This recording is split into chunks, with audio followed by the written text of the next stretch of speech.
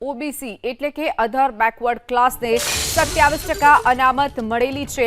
ત્યારે આ જ મુદ્દે ભાજપના નેતા અને દસાડાના ધારાસભ્ય પીકે પરમારે મોટું નિવેદન આપ્યું છે।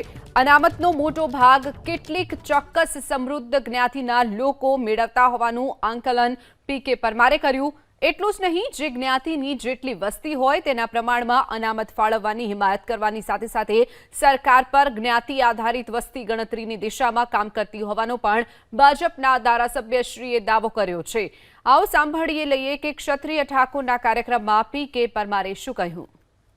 અને ત્યારે એક ધારાસભ્ય તરીકે હું પણ એ વાતને સ્વીકારું છું કે 27% જે અનામત છે એની અંદર જે જ્ઞાતિઓ છે એમાં અનેક એવી સમૃદ્ધ જ્ઞાતિઓ છે જે આપણા ભાગની અનામત એ લઈ જતા હોય।